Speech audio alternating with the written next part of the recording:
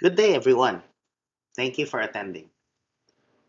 So, my topic for today is video conferencing tools used and best practices. I'm Rafi Quisumbing, CTO of Edukasyon, and your AWS Community Hero Philippines. So, for our agenda, we'll be talking about three topics: conference tools, topic flow, and speaker engagement. Now, let's begin with conference tools. So, for conference tools, our user group has tried many different user conferencing tools such as Google Hangouts, Chime, Zoom, and others. Now, if you wanted to try these conference tools during this pandemic to find out which tool would be the most effective, we found Google Hangouts to be simple, it's easy to use, it's web-based, but we didn't have much differentiator between an organizer and just a member. We also used Chime, which is our own AWS service. So we actually use Chime Pro. We signed up for that. It also has an event mode. The downside here is that not all participants were familiar with Chime. And so we actually introduced them to Chime for the first time. Then lastly, the popular one that we took on was Zoom. It's currently the market leader. It's well established. It has breakout rooms. It has added security and backgrounds. But of course, it's expensive. And if you're not buying the pro version or the license, you are only limited to the 45 minutes. You'll notice also that in one of our events, we actually got Zoom bombed. Yes, someone came in. This is a screenshot of the actual event that we took place. And someone doodled very offensive diagrams. And so over time, we had to learn how to use this Zoom tool better and properly. So there was no onboarding for us. It was on our own learning. Others, of course, are Teams, given that they were partially free. We also tried GTW, which we found that the class picture mode, where we end with taking a photo of everyone, is not that easy with GTW. We also tried StreamYard and FB Live to send out live, but we found that the interaction was limited. Second topic is topic flow, right? So in topic flow, we suggest you always have only 3-point agendas. Okay. So start off by naming the topics itself, explain those topics, okay, in sequential, then lastly summarize. Okay, so again, name those three. Don't explain yet. Afterwards, explain each, and then summarize those three again. Not more than three, not less than three, but stories in three. So let me give you an example. So if I was gonna talk about vacation in the Philippines, right, I would do it like this. Let me talk about vacation in the Philippines. Boracay, Cebu, Palawan. Boracay is known for its white sands and its party scenes. Cebu is the city beach. You have your beach access, but you also have your urban living where you can potentially go to different parties as well.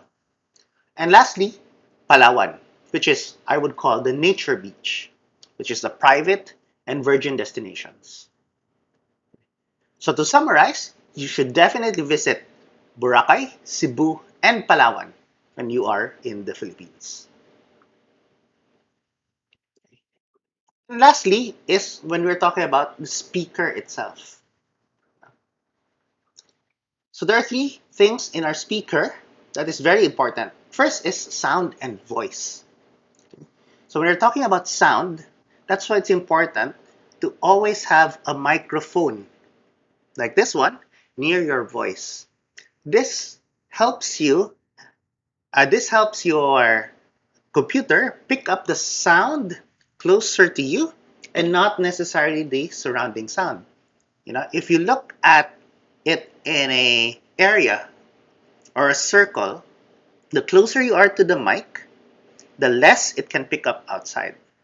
If you're not using a mic like this, and you're using just your laptop, as you can see here, it's quite far, right? So the range is far, and so your microphone will also automatically try to pick up very far feedback, right?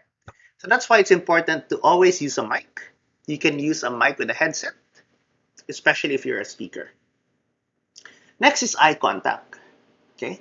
When we're talking about eye contact, your eyes must be in the top 1/3 of your screen. Okay? And you should also have gestures in mind. Now we are virtual. We understand that gestures might not be a natural way, and so it will feel a little bit awkward in the beginning. That's why you have to put your gestures a little bit up, okay, a little bit up. And in terms of eye contact, if you are reading from a notes, okay, keep your notes or your slide around 3 inches below your webcam. Okay? Not so far so that you're always looking at the webcam. And lastly, if you have a chance, have a producer. Okay? You want your speaker to be fully engaged, his hands, his movements, and so the speaker doesn't have to navigate the slides or answer or look at the Q&A section. The producer can handle the Q&A, especially during the periods of speaking. Okay, so there might be Q&A. The speaker can answer those that he can easily answer immediately, and then that can be brought back again at a later time. So this means the engagement with the speaker feels more natural. So to show this effect, there is this Marabian formula. Okay? The learning quality or the learning effect, only 7% is the words itself or the content. Okay? 38% is learned more based on the tone. Okay? So that's why it's very important to invest in the equipment, like a microphone like this one. And lastly is body language. Okay? So this could also be visual, but at the same time, having this setup, a slide, and then the speaker helps the message across in a much better way. Right? So again, to summarize, for our user group, and our suggestion, and my suggestion to you is, for our topic, look at your best conference tools for your location, your country. Keep your topic flow simple, maximum of 3. And lastly, keep your speaker engaged. Don't hide behind the webcam. Don't hide behind the screen. Look at your webcam and enjoy. Thank you very much. And that is my short lightning talk. Please do complete a session survey as shown here. Thank you very much.